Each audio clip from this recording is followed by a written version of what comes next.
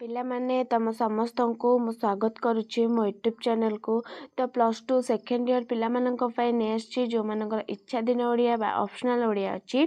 तो से मानकर गोटे व्याकरण आछि इंपोर्टेंट लॉन्ग क्वेश्चन आछि।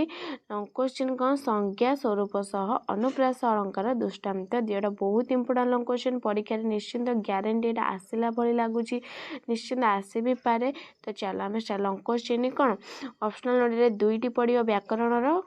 तीनोटी दुईटी तुम कर बुझेगा पिला माने। तो चलो आम स्टार्ट करवा संज्ञा स्वरूप सह अनुप्रास अलंकार दृष्टांत। अनुप्रास अलंकार कौन प्रथम देखा अनुप्रास एक शब्द अलंकार कौन अनुप्रास हूँ कौन ना एक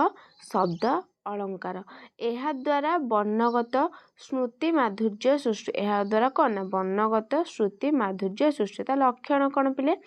पद मध्य एक बा एकाधिक व्यंजन वर्ण बारंबार उच्चारित हेले ताहाकू अनुप्रास अलंकार कुहाଯାଏ। तो पद मध्य एक बा एकाधिक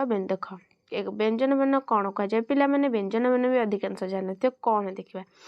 उत्कल कमला विलास दीर्घिका मराल मालिनी नीलांबू चिलिका एटा किए लिखते ना राधानाथ राय लिखते। देख पद मध्य ये गोटे पद एक व्यंजन वर्ण कौन बारंबार कौन देख उत्कल कल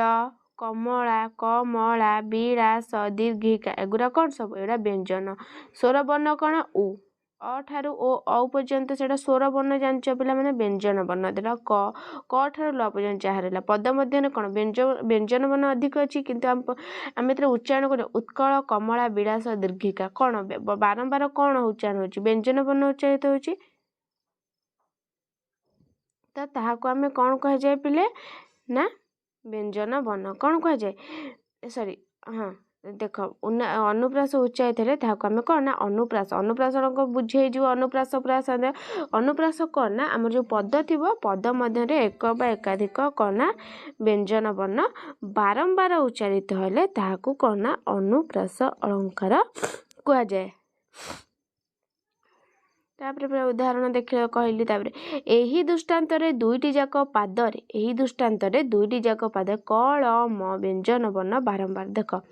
क अच्छी आदि केते देख क अच्छी हेई तीनटा ल अच्छी देख हेई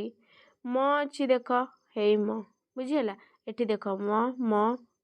ल क ल बुझीगला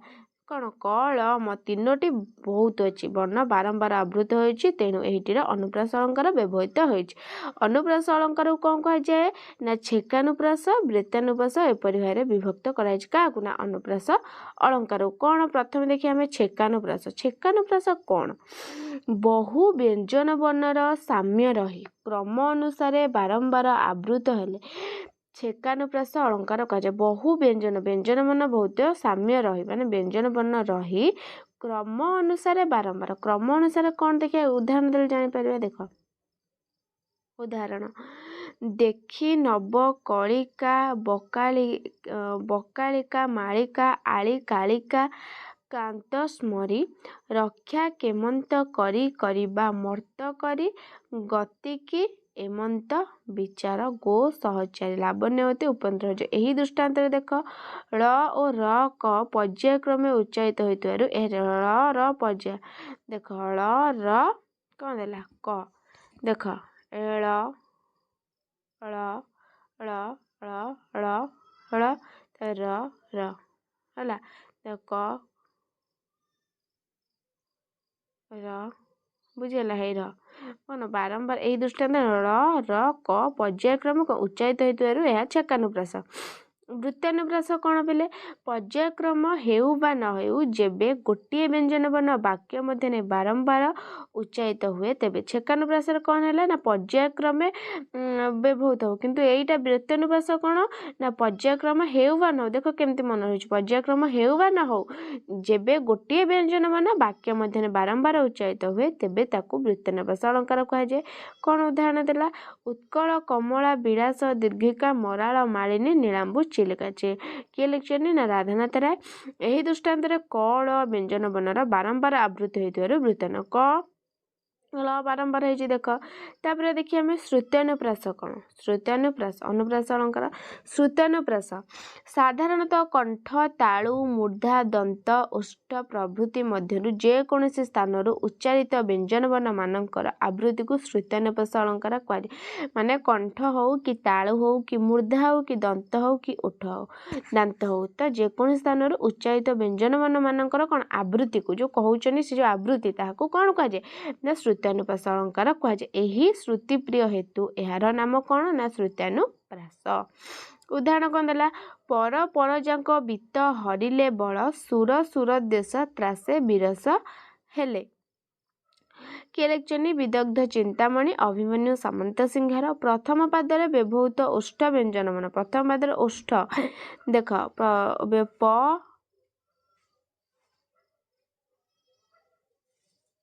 ब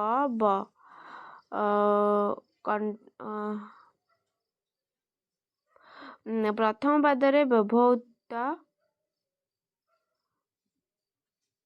ओष्ठ व्यंजन वर्ण प ब द्वितीय पादरे दंत व्यंजन वर्ण सर पुनरावृत्ति होइतिबारु यह श्रुत्यानुप्रास अलंकार होइछि सर पुनरावृत्ति होइतिबारु यह श्रुत्यानुप्रास अलंकार होइछि ताले लाटानुप्रास कौन यह पदगत अनुप्रास अटे यह पदगत अनुप्रास अटे शब्द अर्थ उभयंक पुनरुक्ति हेबा सत्वे से उभयंक मध्य कौनसी तात्पर्ययुक्त पार्थक्य थिले ताहाकू कौन लाटानुप्रास अलंकार कहुए कौन उदाहरण कष्ट महीधर कंटक कलमस बारण बारण अंतक दीनकृष्ण दास लिखिले एही दृष्टांत महीधर बारण शब्द मानक तात्पर्यगत प्रभेद परिलिखित होइतिबारु कौन लाटानुप्रास अलंकार होइछि तापरे अंत्यानुप्रास कौन पादर अंत व्यंजन वर्ण और उपांत्य वर्ण अंत व्यंजन वर्ण पूर्व बा परवर्ती स्वर वर्ण समता रही आवृत करागले अंत्यानु देख पादर अंत व्यंजन वर्ण और उपांत्य वर्ण माने पादर जो अंत व्यंजन वर्णर कना पूर्व एवं उपांत्य वर्ण कना परवर्ती स्वर वर्ण है व्यंजन वर्णर पूर्व एवं परवर्ती कना स्वर वर्णर समता रही आवृत करागले अंत्यानुप्रास अलंकार हुए उदाहरण कौन देला अपाकृत प्रेम तानाम काम आयत रहकी से हेले बाम विदग्ध चिंतामणि अभिमन्यु सामंत सिंह यही दृष्टांत प्रथम द्वितीय पादर अंत व्यंजन वर्ण मर उपांत्य और स्वर वर्ण आ बुझीगला देख प्रेम ता माने कौन एटा आ आछि नाम आ काम आ आछि अपाकृत प्रेम आसला कौन अपाकृत प्रेमर कौन ना पादर अंत्य व्यंजन तापरे कौन आसला ना ता नाम काम माने आ आसुची सेटा कौन स्वर वर्ण हो जाउची ओ असह आवृत होइतबारु अंत्यानुप्रास अलंकार होइची त बुझेला अनुप्रास अलंकार हम पांच भाग विभक्त करैची छेकानुप्रास वृत्तानुप्रास लाटानुप्रास एवं श्रुत्यानुप्रास अंत्यानुप्रास पांच भाग विभक्त कराइची एवं डिस्क्राइब होइची एटा लॉन्ग क्वेश्चन निश्चित परीक्षा देबनी ग्यारंटी मते लागुची काई आसीबो बेली तीनटा आसीबो तीनटा जे कोनस दुईटा करिवो बुझिला आ अन्य अवशिष्ट लॉन्ग क्वेश्चन मु नै आसी पिला माने जदी वीडियोटे भल लागितबा लाइक शेयर सब्सक्राइब कर दियो रहूची धन्यवाद।